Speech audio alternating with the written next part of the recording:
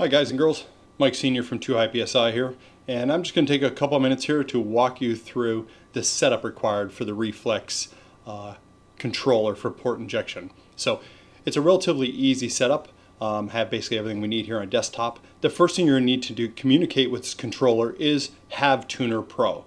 So if you head on over to tunerpro.net, and I'll put a link down in the below the video here for you to go directly to it. You go to tunerpro.net. Once you get there, on the right side here, you'll see downloads, Tuner Pro applications. Go ahead and click that link. And the one you're looking for is Tuner Pro RT. That's the one you're going to grab there. There's the current version right there. Click here to download it. This is open format software, open source software. It is free to use. It will ask you to register basically every time you open it up.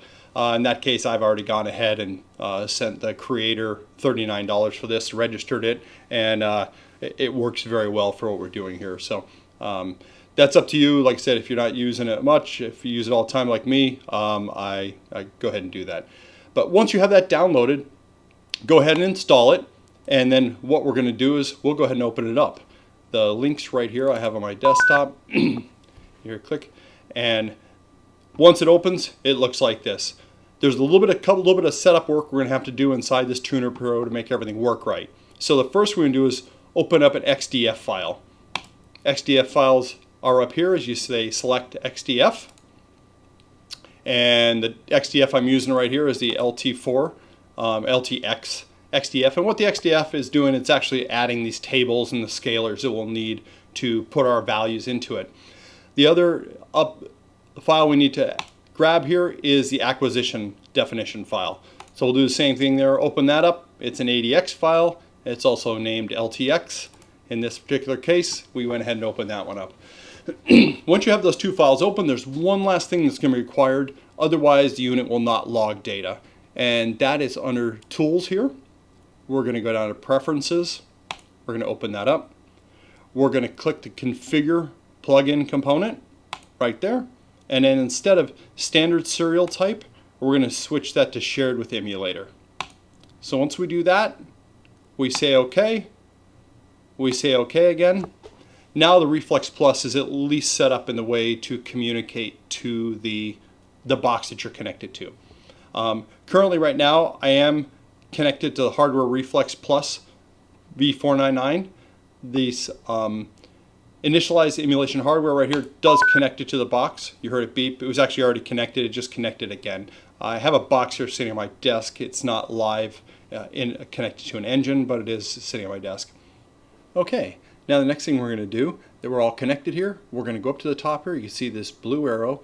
It's 2 over from the connect button. We're going to push that. That's a download button, and that'll pull the bin file out of the ECU and load it into the Tuner Pro. So that gets you the actual details inside of each one of these maps. So again, if you look at the bottom there, you'll see I pushed that blue. We got a green download success at the bottom. That means all good. We're ready to start filling out these maps.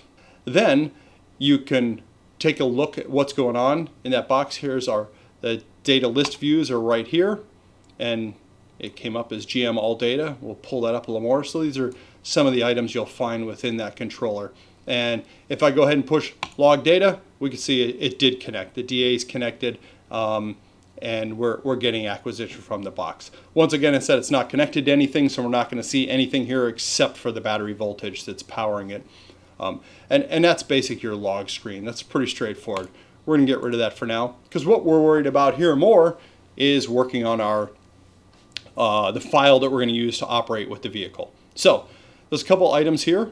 You can expand these menus. One is scalars, and the other ones are the tables. They're the two we'll primarily need. And we don't need much inside of these. There's a lot of options in here. Most of them are already set for you. You don't need to mess with any of that. But to begin with, there's a couple things right off the top we're going to need to set up. And the first is how this thing's going to control the fuel off of our engine. So to begin with, we also have this Reflex Math Calculator.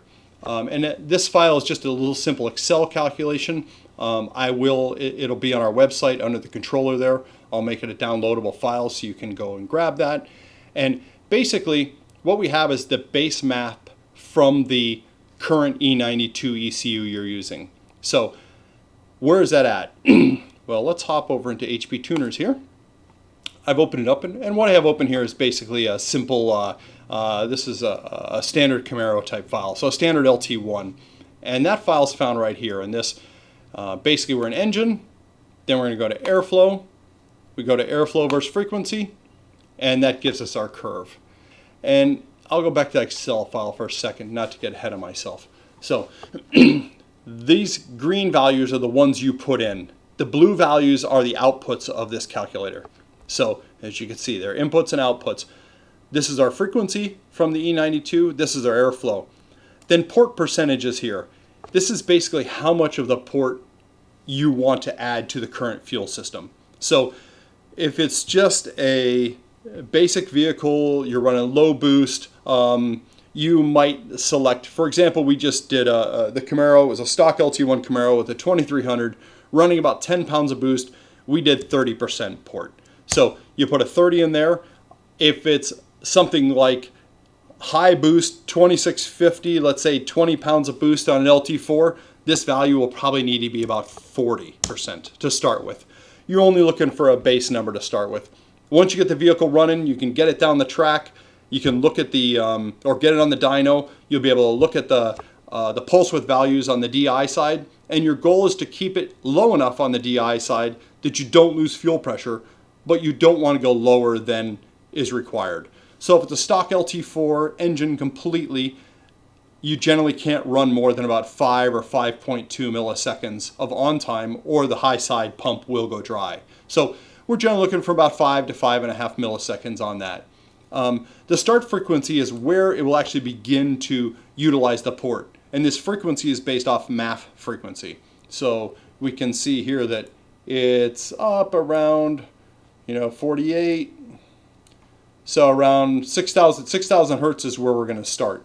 And that's it's generally a good number the whole way around for most applications. You won't hit 6,000 hertz normally until you're pretty close to wide open throttle. And that way the normal lower operation of the engine's only running off the DI. And that stays very normal from a driving standpoint. So for this case, let's do 30%. Let's say we're doing a base LT1 type setup. 6,000's fine. Now once we set that 6,000 point, that's what we're calling our switching point. Okay, what we'll do is we'll go ahead and click again on this mass airflow frequency. We'll go ahead and start there. Control A. We're going to copy these values from here. We're going to hop over to our spreadsheet. We'll go ahead and paste them in there. So you can see the 0750 goes all the way up, and if we scroll to the right, we should see we go to 15,000. It does. That's perfect. Then we need the airflow values. So we're going to go ahead and go back to our curve here. We'll close that table. Go up to our airflow here. Make sure we're all the way to the left when we start. Click on the first one there. A. We're going to copy this. We're going to head back into our spreadsheet. And there we're going to paste it in. So you have to do these manually, and you have to do them just one by one like I did. If you don't, it may put in some text in this first box. You want to make sure you don't get like pounds per minute or something in this first box that will mess up your values on the way across. But if you do it exactly the way I show you, it'll come out just right. So now that that's done, we put our values into this. What this calculator does for us now is create a new curve for us for the output. So what we'll do is we'll go ahead and select this curve. Since we have our 30% in there, we'll go up to there, to the end. We'll right click, we'll copy this. We'll head back over to our E92 or HP tuners. Get all the way down to the first value here. Click the first one, right click on it. We'll push paste. And there we can see the results of what it changed. We can see our line now. Before, our axis over here was going up to about 9,000 because our high point was 9,000. Now we're at 6388 according to this. And we can see that the curve now rolls up and it gets this little more flatter point in it. And this inflection point is basically where the port will begin to turn on right here. And then it will increase until like at this point. Then we'll follow the percentage change all the way to the top of this. So when we're done there, We just basically have to close and save this. Close that. We can close everything else. You have to flash that to the vehicle. Then go back to our log sheet here. We'll head back to the beginning. And now it's time to go to Tuner Pro. So we're going to go ahead. Notice we have another curve here. And if we look at this curve, we see our x-axis here, which it has created for us based off of what we put in and based off our frequencies and items we changed here. The first one shows us the x-axis, which is frequency. We're going to grab that. We'll copy that x-axis from there. And we're going to go over to Tuner Pro now. So in Tuner Pro, we're going to head down to the tables here. And the one table we're going to find here is called MAF versus airflow x-axis. So that's the axis we're going to put the frequency on. And you see we have some values in there already. We're going to go right to that first column, that 0 point. We're going to right click it and we're going to say paste starting at cursor. So you want to make sure you're all the way to that 0 point when you start this. Hit paste. It's going to put all our values in there that we essentially are using from our MAF curve. Once that's done, you have to push this save button up top, the commit changes. So don't close this manually. Make sure you push the commit changes. That one's done. The next table we're going to use is right underneath it. It's called MAF versus airflow. Let's go ahead and open that table up. We'll head back to our Excel spreadsheet. We will go ahead and move all the way to the left again. And you'll see, the one thing we'll take a look at here in this spreadsheet to make sure everything looks all right, we're coming up at 4200 hertz at 0, at 5100 hertz at 0, at 0, 0, and right here exactly at 6000 hertz, we went to a value of 298.25. Now, if we change this frequency here, that would lower that down more. But remember, anytime you want to adjust a flow or you want to change how much port versus DI you're delivering, you need to come back to the spreadsheet. You can leave these values in here from your curve and you change it right here using your port percentage or your port settings to change the frequency of when you bring the port to start or how much percentage of the fuel you want delivered onto the port side. So once we look here, we see, okay, yeah, 6000 hertz. Looks like the calculator did its job. It's going to start doing that. We need to copy this whole line also. So these lines are already set to the values that exist in the software in both ECUs. Select it all, right click it, we'll copy it, back to Tuner Pro, roll up here into the, make sure in the first box I see there's, looks like we must be there because it's not, the whole item is not fitting in here. We can bring it to the side, we can squeeze it down, you see it was all the way up to 15,000 there, which matches.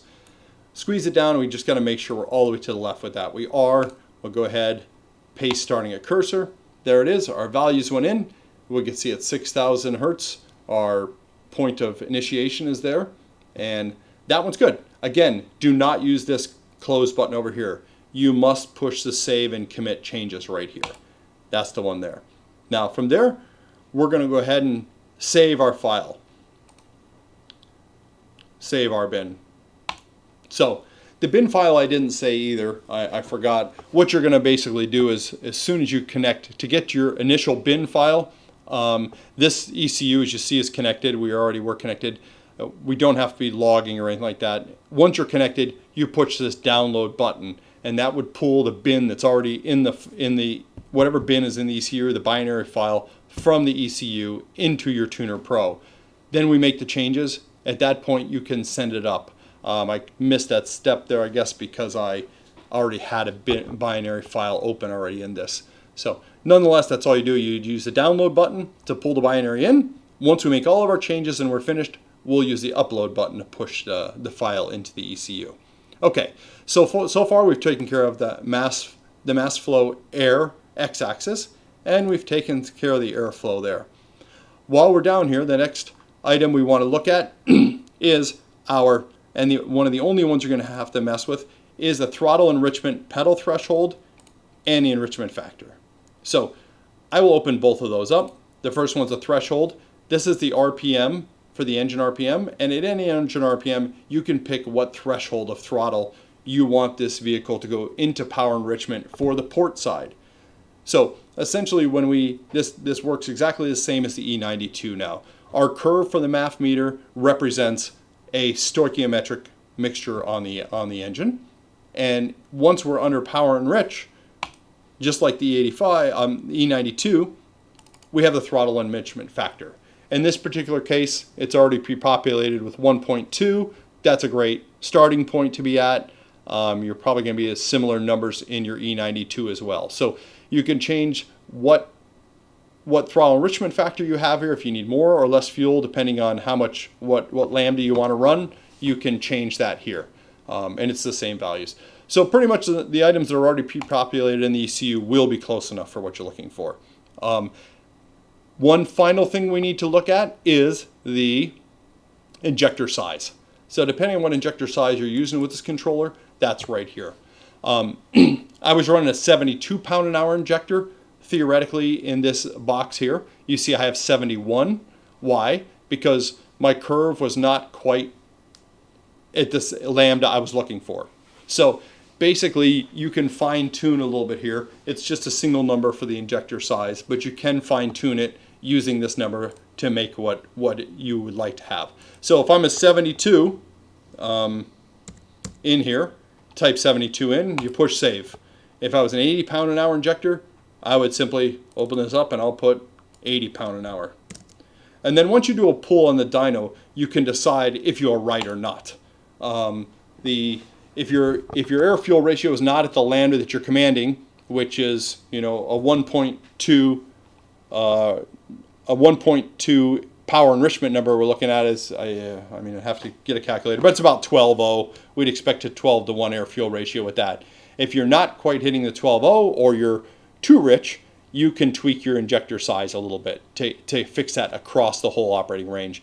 Generally, you're going to find it's a pretty smooth curve the whole way around. It'll pretty much be right on the money first time you try it. And you might just have to offset a little bit to get exactly what you're looking for.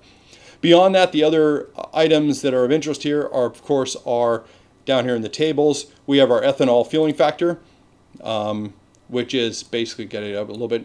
These are essentially your air fuel ratios. It's 1470, which is actually 14.7 and 14.10, the way they come across there. And that's your fueling factors that are put in this already. It's an area you can tweak if you want to. Generally what's in here, if you're running E85, it's already set up properly. The ECU will grab the ethanol content as long as you have a sensor connected to the E92. This ECU will pick up that content from the CAN bus. So you don't have to worry about that. That'll all be taken care of for you. And some of the other values you could see in the logger, what's coming up. But basically, to get the vehicle up and running with your base file and be ready to go start working on a tune on the dyno, then that's really all you need. You have your MAF curve in there, you have your bins for that, and then you have your injector size. They're basically the only items you need to add to this. So once we're done here, we'll just basically go to this button right here, upload current bin emulator. We push that. You see at the bottom here, it said upload success. You want to make sure that happens. I'll go ahead and do that one more time so you can see it, watch it down here at the bottom of the screen. Upload success. If you have speakers on, you'll get a small beep telling you, confirm that has happened. Then, you can go back to your data list here. Once you're up and rolling, I'll go ahead and bring that up. So your data list is showing, like I said, this is a harness and a controller sitting on my desk here. It is not connected to anything right now except for, of course, a power supply. So I see a battery voltage floating here. The other items you'll see, the setup for 8 cylinders. All the sequential for this is already set up. It bases it off the cam sensor position, so it will fire the injectors correctly when they're connected to their correct location. The harness is already set up that way. I do have an injector laying here. So I got injector number 3 here. I'm going to plug that in while we're sitting here.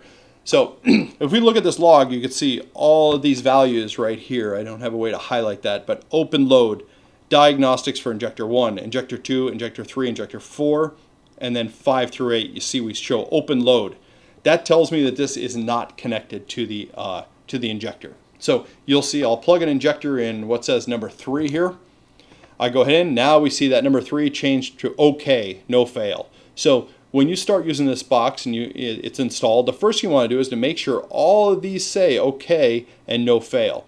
These auxiliary outputs will not be connected, so they will say open load. but all of your injectors here, you should say okay, no fail. I'm going to go ahead and disconnect that injector. We lost it. We go ahead and plug it back in. It's no fail. So there we go. We're okay with that one. The rest of them, of course, have problems. So the unit's not going to work here happily without these injectors connected. So you're going to need to get those pulled in. Beyond that, once you start up, these startup conditions will change to run. It lets you know everything's cooperating. And this point right here, this driver 1 pulse width commanded, this green one, that's the one you want to watch just to make sure the system's working. Once everything's plugged in, and we'll actually go out and I'll connect to a car here quickly, and we can do a quick blip of the throttle, and that's normally the easiest way to do it. You just watch that value right there, you start the engine up, connect the logger, blip the throttle quickly, and we should see a change on this value. It'll just be instantaneous during a blip. It'll open the injectors and fire them for an instant if you hit the throttle hard enough.